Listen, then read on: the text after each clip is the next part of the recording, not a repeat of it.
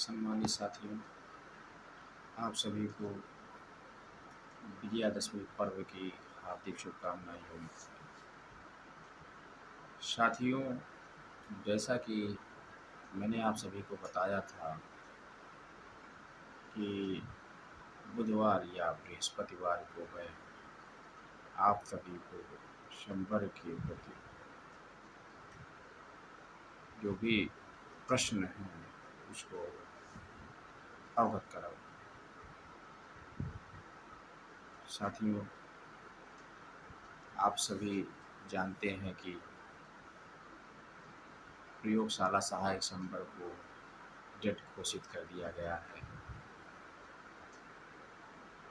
जिसकी शासनादेश 14 मई 2025 को जारी हो चुकी है। साथियों,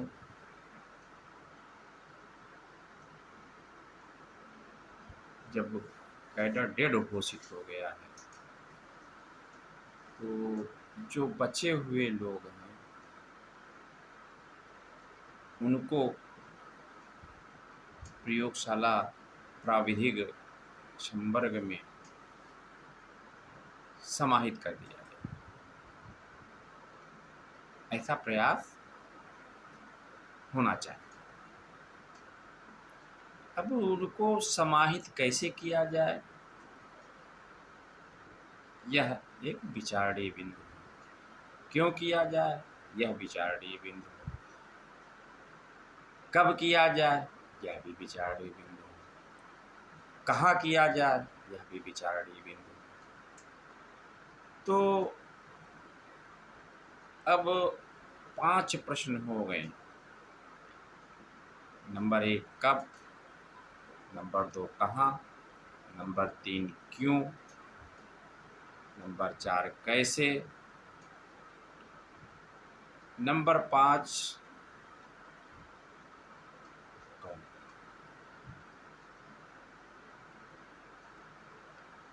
इन अगर प्रश्नों का उत्तर मिल जाए तो हल हो जाएगा।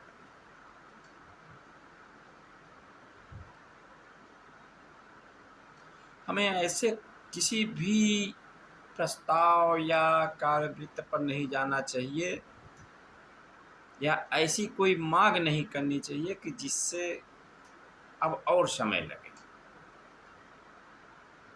मांग करेंगे, अगर विभागीय स्तर से पूर्ण हो तो ठीक है। अगर शासन स्तर पे गया और शासनादेश की आवश्यकता पड़ी तो फिर बहुत विलम्ब हो जाएगा।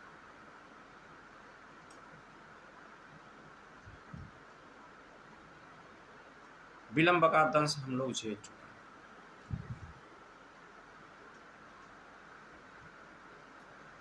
अगर ऐसे ही विलम्ब होता रहा तो जो साथी होने वाले हैं उनके लिए कठिनाइयाँ उत्पन्न होंगी। रोज नए नए मसाले बनेंगे। 2014, 2016 दो गवर्नमेंट ने आर्डर किया, शासनादेश निर्गत किया गया। इसको पूर्ण होते होते 2022 लग गए। आप सभी लोग देख के 2022 तक पहुंचने के लिए क्या क्या पापड़ बेलना पड़ा, माननीय न्यायालय में भिड़ना पड़ा, शासन से भिड़ना पड़ा, विभाग से भिड़ना पड़ा, नियमावली संशोधन हेतु शासनादेश कार्यान्वयन हेतु विभाग से 21/12/2018 को प्रस्ताव भिजवाया गया। मामले को माननीय मुख्यमंत्री के दरबार में भी पहुंचाया गया।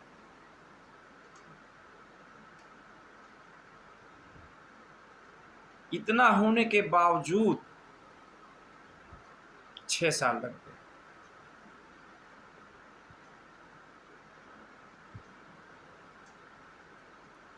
कल्पना कीजिए कि उसको कैसे साकार किया। विभाग से 21/12/2018 को प्रस्ताव भिजवाने के बाद शासन स्तर पर तमाम प्रकार की प्रश्नवाचक चिन्ह लगाए जाते थे। कभी कार्मिक लगा देता था, कभी फाइनेंस लगा देता था, कभी विधि लगा देता था, और तो और भाषा अनुभाग भी एक प्रक्रिया में बाधक बना हुआ था। बड़ी जटिलताएं आई थी, वो दौर मुझे याद आता है।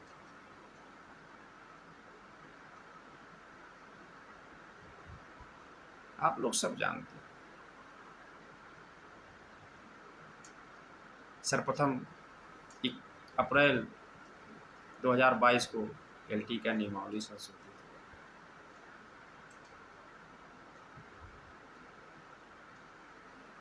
जिसमें हम लोगों को जगह दी गई। उत्तर प्रदेश के माननीय उप मुख्यमंत्री व स्वास्थ्य मंत्री आदरणीय श्री ब्रजेश पाठक जी प्रेस वार्ता में भी इस बात को प्रकट किया कि बहुत मुकदमेबाजी हुई, ये पहले हो जाना चाहिए।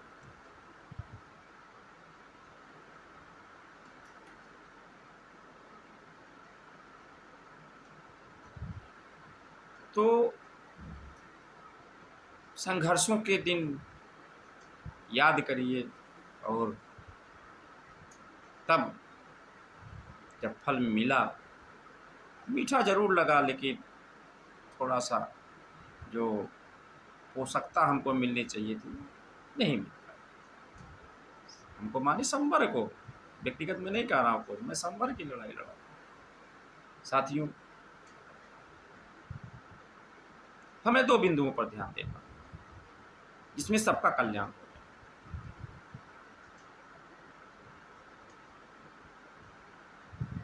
सबका कल्याण के लिए हमको बहुत बुद्धिमत्ता पूर्वक शासन व विभाग को समझाना होगा, नहीं तो हम अगर ऐसे ही रहे तो बहुत लंबित हो जाएगा। प्रक्रिया चलनी चाहिए, रुकनी नहीं चाहिए। जहाँ नदी का बहाव रुक जाता है वह नदी नहीं कहलाती, वो पोखरा और तालाब हो जाता है। प्रमोशन होते रहना चाहिए। इस प्रकार से एलए से एसएलए बनने में आपको बहुत ज़्यादा वो नहीं लगा।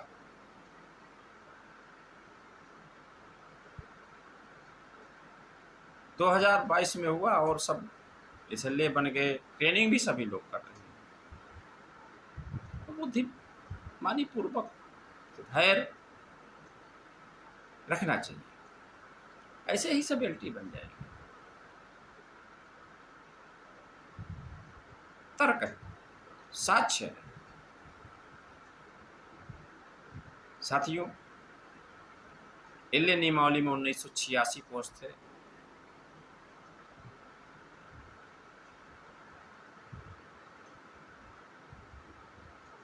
चौबीस 48 पोस्ट करवाया गया। 1224 एलए के, 1224 एसएलए। 48 पोस्ट जो करवाए गए थे, ये बर्बाद नहीं होने चाहिए।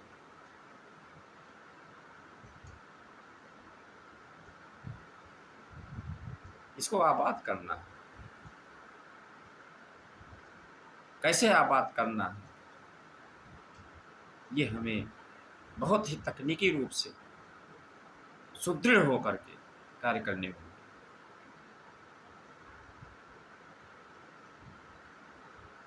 मैंने शासन को और विभाग को एक पत्र लिखा जिस पर कार्रवाई चल रही है। मैंने कहा है कि जितने लोग प्रमोशन पा गए हैं उतनी सीटें हमारी रिक्त हो गई, उसको एलटी संवर्ग में जोड़ दिया जाए। और जितनी सीटें एलए संवर्ग की हैं, जो रिक्त हैं उसको भी जोड़ दिया जाए। 14 मई का जो मुख्य सचिव समिति द्वारा दिए गए निर्णयों का अनुपालन हेतु शासनादेश जारी हुआ है, उसका कार्यान्वयन किया जाए। उसके तहत जब संवर्ग को डेट घोषित कर दिया गया है,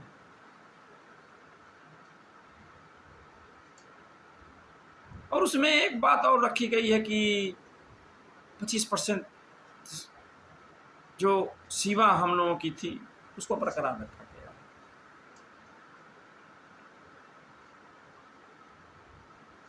जब तक 25% रहेगा सीमा,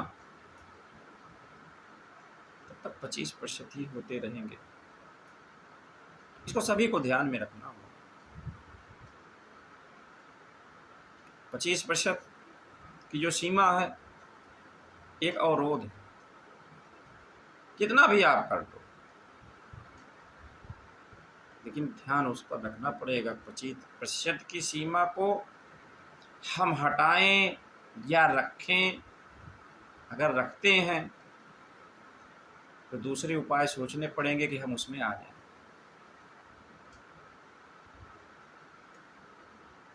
2448 सीटें हमारी हैं।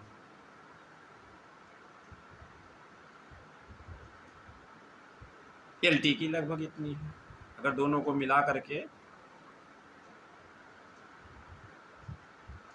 4800 कुछ सीटें हो जाती हैं, लगभग 4900, 5000 मान लीजिए, और सीटें पड़ रही हैं कि कोई CSC कहीं पे। इन 5000 सीटों का 25% आप निकालेंगे तो जोड़ लीजिए कितना होगा।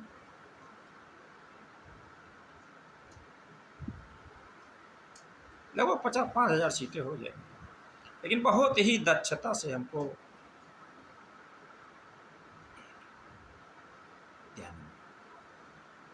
इन सीटों पर कैसे निगाह बनाई जाए कि ये सीटें लैब टेक्नीशियन संवर्ग में कन्वर्ट हो। हमको इधर उधर नहीं जाने हैं कि अगर हम इधर उधर भटके तो भटकते रह जाएंगे, ये भूल भुलैया हो जाएगा। शासन है, शासन में कोई प्रस्ताव जाता है, मांग अगर आपने किया, वो तो आख्या मांग लेता है, फिर वो आख्या पे कार्मिक हुआ, वित्त हुआ, विधि हुआ, भाषा हुआ,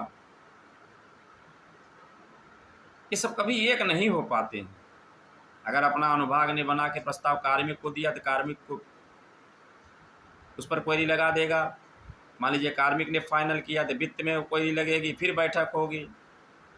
पहली बात तो अनुभाग और कार्मिक जब लगेगी तो फिर विभाग को वो पत्र आते हैं, फिर विभाग उस पर आख्या लगाएगा। ये एक प्रक्रिया, क्योंकि मैंने झेला, सब आगे बढ़ाओ, अंतिम में क्या क्वेरी लग गई, फिर आ गई वहीं पे हम आ गए, उस क्वेरी को निस्तारण कराओ, फिर आ गए। बहुत लंबी प्रक्रिया हो जाती है जिसमें काम करते करते आदमी बूढ़ा हो जाता है, उम्र उसकी निकलती जाती है। हमें सोचना पड़ेगा कि उम्र भी ना निकले और हम उस परम वैभव जो लक्ष्य है उसको प्राप्त कर सकें। जो वरिष्ठ साथी हैं वो लगभग रिटायर हो जाएंगे, उन्हें कागार पे 2026 पूरा मैदान आपके लिए खाली हो जाएगा।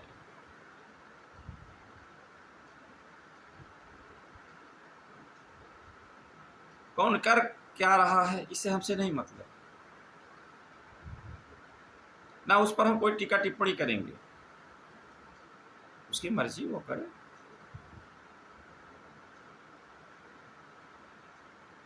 लेकिन समय, तन, मन, धन हमको वहाँ लगाना है कि जहाँ हमें तत्काल लाभ मिल सके। कुछ लोग कह रहे थे कि हम सितंबर तक सबका करा देंगे,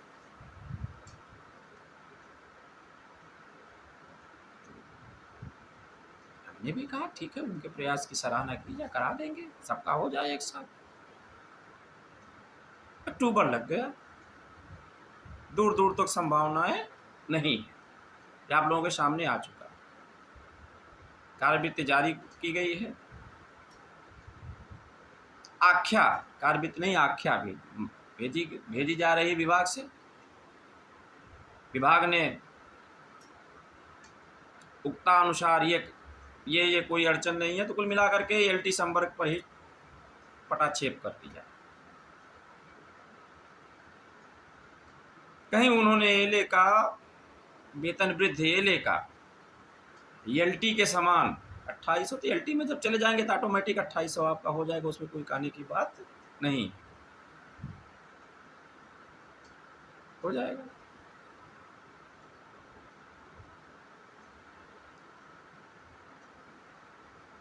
समय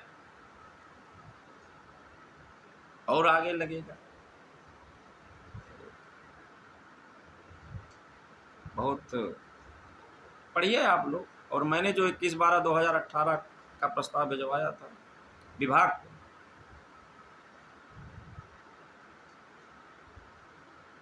आप लोग पुनः मैं ग्रुप पे डाल दूंगा, देख लीजिए कैसे स्पष्ट आख्या लग के गई। विभाग को स्पष्ट कर देना चाहिए था कि कर दिया जाए,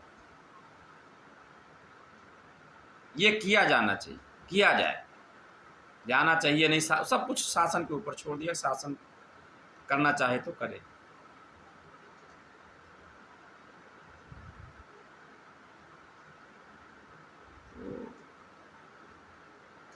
ऐसी बहुत समय लगेगा,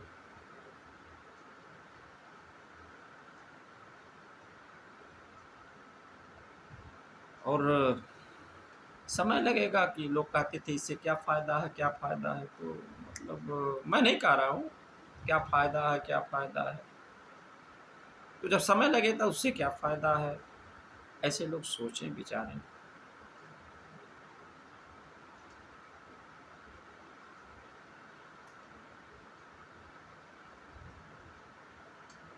बहुत लीगली तौर पे एक एक बिंदु पर ध्यान देना है। मेरा अपना मत है, मेरा अपना विचार है कि ये जो 25% की सीमा है, या तो इसको ख़त्म किया जाए, या फिर एलए और एलटी की जो पद है सबको एलटी का पद घोषित किया जाए। मैंने लिखा है इस बात कि जितने हो चुके हैं उसको एलटी के पद में समाहित किया जाए, उस पर कार्रवाई चल रही है, वार्ता भी कहीं पर हुई है, लेकिन जिसको प्राप्त करना है, जिसको लेना है, वो कहता है कि आप तो हो गए, आपसे क्या मतलब। लेकिन लोग हमसे पूछते हैं, कहते हैं, तो जो हमको पूछ रहा है, जो कह रहा है, उसकी लड़ाई तो हमको अब लड़नी पड़ेगी। कैसे लड़ेंगे ये वक्त बताएगा। साथियों,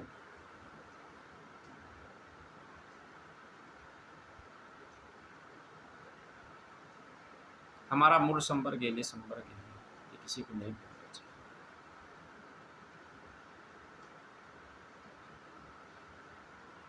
आज भी हमारी गिनती होती है एलए संवर्ग से। हम पदोन्नति प्राप्त की हुई प्रोन्नत के द्वारा हुई। हमने एलटी की नियमावली चेंज करवाई है, उसको पढ़ लीजिए एक एक बहुत अच्छे से, उसमें वो शब्द डलवा दिए हैं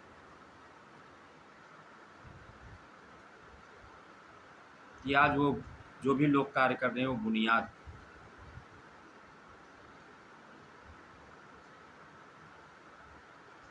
शासन के दो अपर एसीएस महोदय वित्त और स्वास्थ्य शपथ पत्र दिए, उसकी कापियां हैं। एक एक शब्द उनके अगर आप पढ़ेंगे कहेंगे कैसे कैसे हो गए। तो बहुत धैर्य से, बहुत वो से प्रमोशन की प्रक्रिया चालू रहनी चाहिए। कैडर डेड हो गया है, उसको ध्यान रखना चाहिए। जो कैडर डेड हो जाता है, शासन उसको बहुत गंभीरता से नहीं लेता। पत्राचार करेंगे, जवाब मिलेगा, प्रश्न उठेंगे, ऐसे चलता रहेगा। तो कोई चलने का माध्यम नहीं, अब प्राप्त करने का चाहिए। तो मैं मूल बिंदु पे आता हूँ कि कौन, कब, क्यों, कैसे, कहाँ, ये सब होना चाहिए। कौन माने? हम एसएलए जो बने हैं। कब? ये समय की बात है। कब बहुत महत्वपूर्ण है। कब आप बनोगे, ये बहुत महत्वपूर्ण है। समय कैसे बनोगे, ये भी महत्वपूर्ण है। अगर आप इधर उधर भागे तो शासन विभाग तो आपको भगाएगा। बहुत समय लेते हैं, इतनी आसानी से कोई कार्य नहीं होता। कहाँ? माने अतिरिक्त प्राथमिक स्वास्थ्य केंद्रों पर एलटी के पद। जो 14 मई 2025 का शासन का आदेश हुआ है, उसमें एक बिंदु को अगर टच किया जाए तो पूरे संपर्क का कल्याण हो सकता है। मैंने टच करने की कोशिश की, परिणाम आप लोगों के सामने।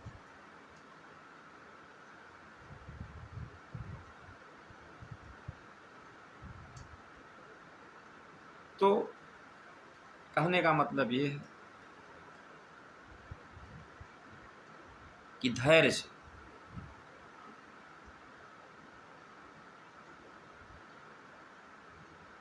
समय का ध्यान रखते हुए कार्य को परिणाम तक ले जाने। रही पुरानी पेंशन की बात, 30 अक्टूबर तक मुझसे कहा गया है कि देख लीजिए। 30 अक्टूबर तक हम देखते हैं, अगर नहीं होता है तो जो भी विधिक रूप से उचित होगा, विधिक रूप से, कहने का आशय समझिए, विधिक रूप से जो उचित होगा, जिस दरवाजे को खटखटाना होगा, जहां भी खटखटाना होगा, जैसे भी खटखटाना होगा, खटखटाया जाएगा।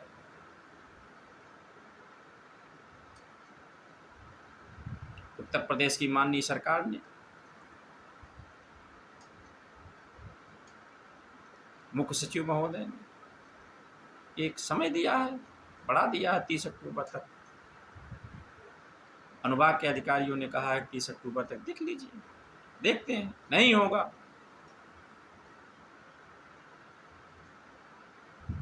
तो आगे बढ़ेंगे। अगर हो जाएगा, आप सबकी जीत है।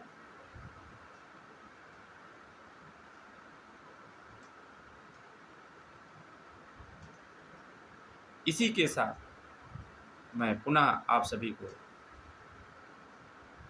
चाहे हमारे मानने वाले हों, ना मानने वाले हों,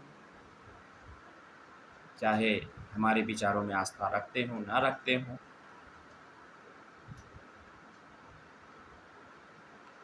सभी को विजयादशमी पर्व की हार्दिक शुभकामनाएं, बधाई।